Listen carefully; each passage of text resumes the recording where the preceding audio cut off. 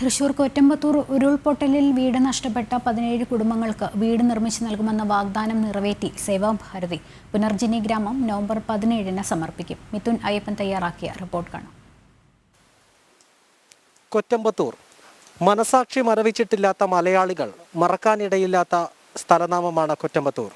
2018-ലെ പ്രളയത്തിൽ സർവവും നഷ്ടപ്പെട്ട ഒരു കൂട്ടം ജനതയുടെ പേരുകൂടിയായിരുന്നു കൊറ്റമ്പത്തൂർ ഗ്രാമം എന്നത്. ഉരുൾപൊട്ടലിൽ നിരവധി ആളുകൾക്ക് ജീവൻ നഷ്ടപ്പെടുകയും താമസസ്ഥലം വീടടക്കമുള്ള താമസസ്ഥലം ഇല്ലാതാവുകയും ചെയ്ത സ്ഥലമാണ് കൊറ്റമ്പത്തൂർ. ആരും മറക്കാനിടയില്ലാത്ത ആ ദൃശ്യങ്ങൾ ഓരോ മലയാളിയുടെയും മനസ്സിലുണ്ട്. അത്തരത്തിൽ നിരാലംബരായ ആളുകൾ ഇപ്പോൾ വീണ്ടും മറ്റൊരു പുനർജനി നേടിക്കൊണ്ടിരിക്കുകയാണ്. സേവാഭാരതിയുടെ നേതൃത്വത്തിൽ അന്ന് ഭവനം നഷ്ടപ്പെട്ടവർക്ക് വീട് പൂർത്തിയാക്കിക്കൊണ്ടിരിക്കുന്നു. 17 കുടുംബങ്ങൾക്കുള്ള വീടാണ് തൊട്ടടുത്ത് തന്നെ പൂർത്തിയായിക്കൊണ്ടിരിക്കുന്നത്.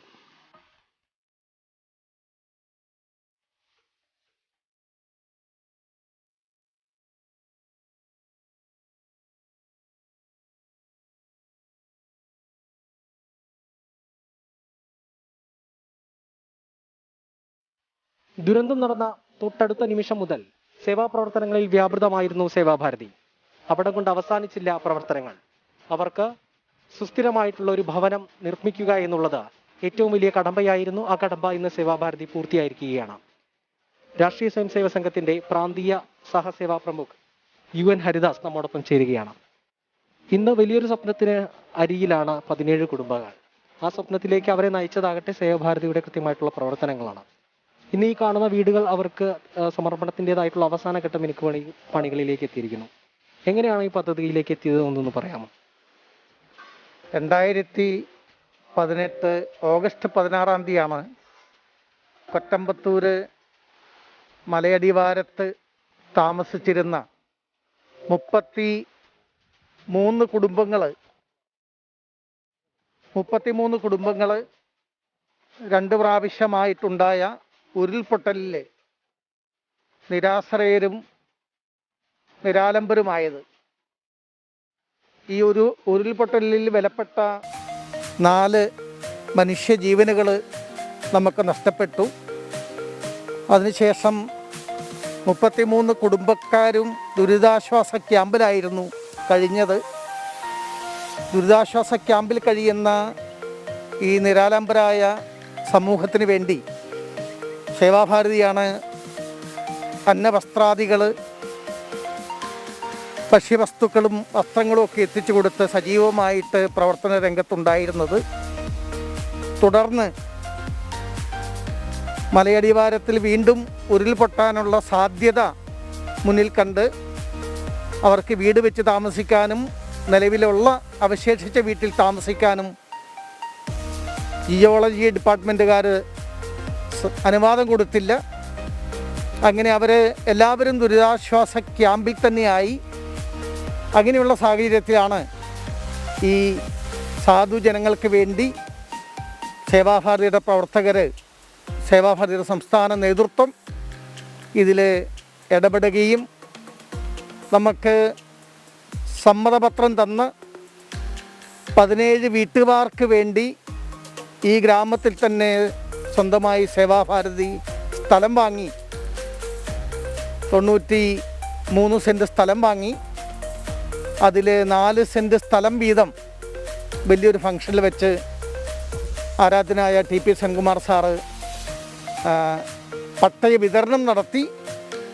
അതിനുശേഷമാണ് സേവാഭാരതിയുടെ സംസ്ഥാന നേതൃത്വം ഇവർക്ക് ഈ 17 വീട്ടുകാർക്ക് വേണ്ടിയുള്ള ഗൃഹനിർമ്മാണ പദ്ധതിയുമായിട്ട് മുന്നോട്ട് വന്നത്. നമുക്കറിയാം, ഇത്രയും വലിയൊരു പദ്ധതി സേവാഭാരതിയുടെ തന്നെ സേവാഭാരതി കേരളത്തിൽ ഉണ്ടാക്കിക്കൊണ്ടിരിക്കുന്ന നിർമ്മാണ പ്രവർത്തനങ്ങളിൽ ഏറ്റവും വലുത് അല്ലെങ്കിൽ ഏറ്റവും വലിയ സേവാ പ്രവർത്തനങ്ങളിൽ ഒന്ന് തന്നെ എന്ന് വേണം പറയാൻ ഈ കൊറ്റമ്പത്തൂരിലെ ഈ പ്രവർത്തനം. ഇതിനു വേണ്ടിയിട്ടുള്ള വിഭവ സമാഹരണം ഏറ്റവും വലിയൊരു കടമ്പ തന്നെയാണ് ഏതൊരു സംഘടനയെ സംബന്ധിച്ചിടത്തോളം. സേവാഭാരതി എങ്ങനെയാണ് അതിനെ മറികടന്നത്, എങ്ങനെയാണ് അത് നേടിയത്? ആദ്യത്തെ പ്രളയത്തിന് ശേഷം സേവാഭാരതി കേരളം അങ്ങോളം ഇങ്ങോളം നടത്തിയ നിസ്തുലമായ നിസ്സീമമായ സേവാപ്രവർത്തനം കണ്ടിട്ട് കേരളത്തിലും കേരളത്തിന് വെളിയിലുമുള്ള ഒരുപാട് സുമനസ്സുകൾ, സേവനത്തിൻ്റെ ഉറവ പറ്റാത്ത, നന്മയുടെ ഉറവ പറ്റാത്ത ഒരുപാട് സുമനസ്സുകൾ സേവാഭാരതിയെ സഹായിക്കാൻ സേവാഭാരതിയുടെ സേവന സംരംഭവുമായി സഹകരിക്കാൻ മുന്നോട്ട് വന്നു. കേരളത്തിനും വെളിയിലുമുള്ള ആൾക്കാരുടെ നിസ്തുലമായ സഹായം കൊണ്ടാണ് ഇതുപോലെയുള്ള വലിയൊരു പദ്ധതി സേവാഭാരതിക്ക് ഏറ്റെടുക്കാനും വിജയിപ്പിക്കാനും കഴിഞ്ഞത്. സേവാഭാരതിയോട് ജനങ്ങൾ കാണിക്കുന്ന ഈ നിസ്സീമമായ താല്പര്യവും വിശ്വാസവും സേവാഭാരതിയോടൊപ്പം ചേർന്ന് പ്രവർത്തിക്കാനുള്ള സന്നദ്ധതയുമാണ്, ജനങ്ങളുടെ സഹായമാണ്, പബ്ലിക് കോൺട്രിബ്യൂഷനാണ് സേവാഭാരതി ഇത്രയും ബൃഹത്തായ ഒരു പദ്ധതി പ്രോജക്റ്റ് ഏറ്റെടുക്കാൻ പ്രേരിപ്പിച്ചത്. തീർച്ചയായിട്ടും നമുക്കറിയാം, സംസ്ഥാന സർക്കാർ വലിയ രീതിയിലുള്ള അവകാശവാദങ്ങൾ ഉന്നയിച്ചുകൊണ്ട് നിരവധി പ്രവർത്തനങ്ങൾ നടത്തുന്നുണ്ട്. അതിന് സംസ്ഥാന സർക്കാരിൻ്റെ ഒരു ഭരണകൂടം എന്നതിൻ്റെ വലിയൊരു സാധ്യതകൾ സർക്കാരിൻ്റെ മുന്നിലുണ്ട്. പക്ഷേ സേവാഭാരതി എന്ന് പറയുന്നത് തീർത്തും ഒരു സേവനത്തിൽ അധിഷ്ഠിതമായിട്ടുള്ളൊരു സംഘടനയാണ്. അതുകൊണ്ട് തന്നെ അവർക്ക് ഇത്തരത്തിലുള്ള ഒരേ സമയം തന്നെ സാധ്യതകളുമുണ്ട്, അതുപോലെ തന്നെ വലിയ രീതിയിലുള്ള കടമ്പകൾ അവർക്കുണ്ട്. ആ കടമ്പകളെല്ലാം തന്നെ മറികടന്നുകൊണ്ടാണ് ഇത്തരത്തിലുള്ളൊരു വലിയ സംരംഭം യാഥാർത്ഥ്യത്തിലേക്ക് എത്തിയിരിക്കുന്നത്. ഇതിനൊപ്പം തന്നെ വീട് നഷ്ടപ്പെട്ട പലർക്കും സർക്കാർ നൽകിയ വാഗ്ദാനങ്ങൾ ഇപ്പോഴും നടപ്പിലായിട്ടില്ല എന്നുള്ളതാണ് അന്ന് അറിയാൻ കഴിഞ്ഞത്. എന്താണ് ഇപ്പോൾ അങ്ങനത്തെ മറ്റുള്ളവരുടെ അവസ്ഥ എങ്ങനെയാണ്? മറ്റുള്ളവരുടെ അവസ്ഥ വളരെ ദയനീയമാണ്. ഇപ്പോഴും അവർക്ക് വീട് നിർമ്മിക്കാൻ സാധിച്ചിട്ടില്ല. ഈ പരിസരത്ത് ഉള്ള ഒരു റബ്ബർ എസ്റ്റേറ്റിലുള്ള കുറച്ച് സ്ഥലമാണ് അവിടെ AC മൊയ്തീൻ പോലുള്ള മന്ത്രി വന്നിട്ട് തറക്കല്ലിട്ടുകൊണ്ട് അവർക്ക് വീട് നൽകാമെന്ന് വാഗ്ദാനം ചെയ്തിരിക്കുകയാണ്. ഇപ്പോൾ അവിടെ 400 സ്ക്വയർ ഫീറ്റിലുള്ള ചെറിയ ഒരു വീടിൻ്റെ നിർമ്മാണം തുടങ്ങിയിരിക്കുന്നുണ്ട്. പക്ഷേ ഇതുവരെ അതിൻ്റെ ആധാരമോ രേഖകളോ സർക്കാരിനോ അല്ലെങ്കിൽ ഇവിടുത്തെ പ്രസ്ഥാനങ്ങൾക്കോ കൊടുക്കാൻ സാധിച്ചിട്ടില്ല. ഈ അവിടെയുള്ള ബാക്കി വീട്ടുകാർക്ക് വളരെ ബുദ്ധിമുട്ടും ഇപ്പോഴും ക്യാമ്പിലാണ് താമസിച്ചുകൊണ്ടിരിക്കുന്നത്. അതുപോലെ വാടക വീടുകളിൽ 3500-4000 രൂപ കൊടുത്ത് വാടക വീടുകളിൽ താമസിക്കുന്നു. അവർക്ക് ഇത് വീട് ലഭിക്കാത്തത് നമുക്ക് വലിയൊരു സങ്കടം തന്നെയാണ്. പക്ഷേ നമ്മൾ വാഗ്ദാനം കൊടുത്തതാണ് 33 വീട്ടുകാർക്കും ഒരേ സ്ഥലത്ത് ഒരുമിച്ച് വീട് നൽകാമെന്ന് സേവാഭാരതി പറഞ്ഞ സമയത്ത് ചില രാഷ്ട്രീയ പ്രേരണത്തിൻ്റെ ഭാഗമായി അവർ മാറി നിൽക്കുകയാണ് ചെയ്തത്.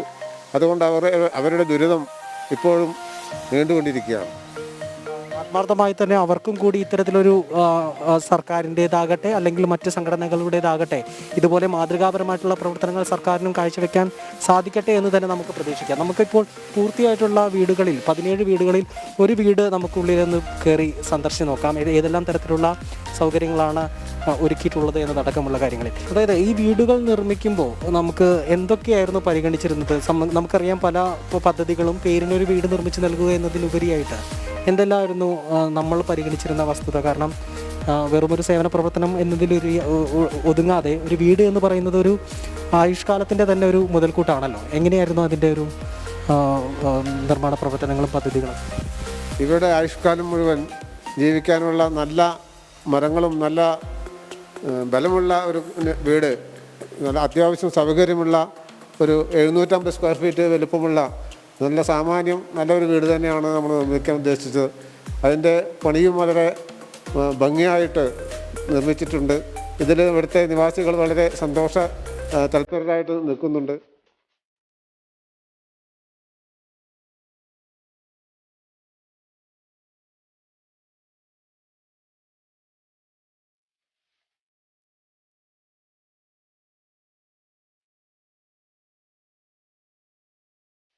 പതിനേഴ് വീടുകളും 750 സ്ക്വയർ ഫീറ്റിലാണ് പണി പൂർത്തിയാക്കിയിരിക്കുന്നത്.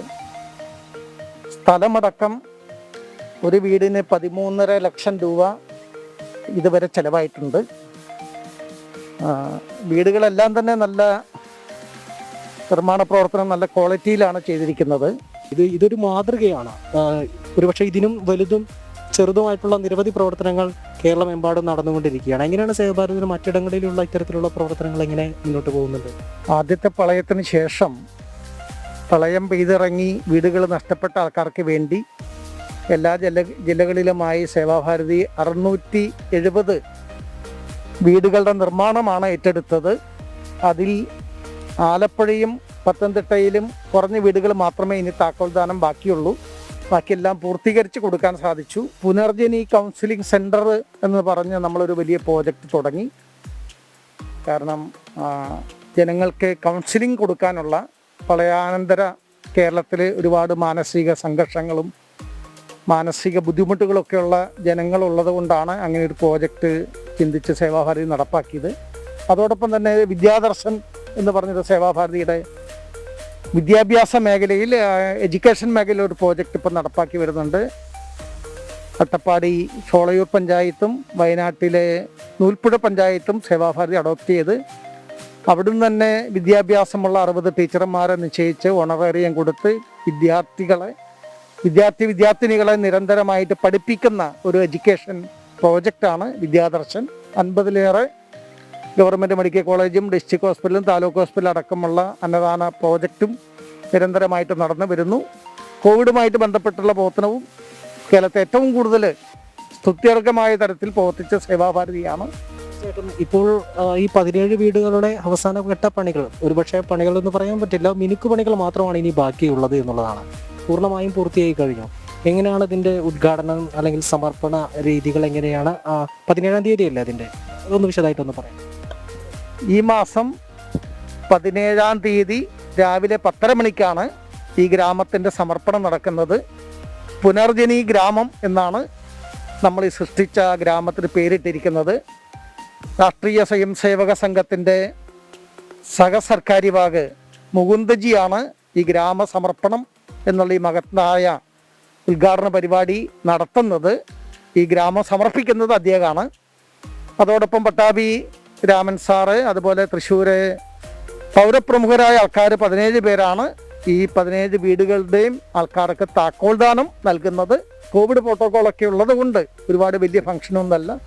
തീർച്ചയായിട്ടും ആഘോഷങ്ങളില്ല എന്ന് പറഞ്ഞെങ്കിൽ കൂടിയും ഈ വീട് കിട്ടാൻ പോകുന്ന 17 പേർക്ക് ജീവിതത്തിലെ ഏറ്റവും വലിയ നാഴികക്കല്ല് കൂടിയായിരിക്കും ഇതോടുകൂടി പൂർത്തിയാക്കാൻ പോകുന്നത് എന്നുള്ളത് വസ്തുതയാണ്. ഒപ്പം തന്നെ ഇനിയും പുറത്തു നിൽക്കുന്ന, അതായത് ഇപ്പോഴും സർക്കാർ നൽകിയ വാഗ്ദാനങ്ങളിൽ വിശ്വസിച്ച് സേവാഭാരതിയുടെ ഭാഗമാകാൻ കഴിയാതെ പുറത്തു നിന്നിരുന്ന ആളുകൾക്ക് കൂടി എത്രയും പെട്ടെന്ന് അവരുടെ ഭവനങ്ങൾ കൂടി പൂർത്തിയാകട്ടെ എന്ന് കൂടി ആത്മാർത്ഥമായിട്ട് ആശംസിക്കുകയാണ്. ഒപ്പം തന്നെ ഇത്തരത്തിൽ കേരളമെമ്പാടുമുള്ള പ്രവർത്തനങ്ങൾ സേവാഭാരതി മുന്നോട്ട് പോയിക്കൊണ്ടിരിക്കുന്നു. ഇതിൽ ഒരു ഉത്തമ മാതൃക കൂടിയാണ് കൊറ്റമ്പത്തൂരിൽ പൂർത്തിയാക്കിക്കൊണ്ടിരിക്കുന്നത്. ക്യാമറമാൻ ഷാൽവിൻ ഷൊറൂറിനൊപ്പം മിഥുൻ അയ്യപ്പൻ, ജനം.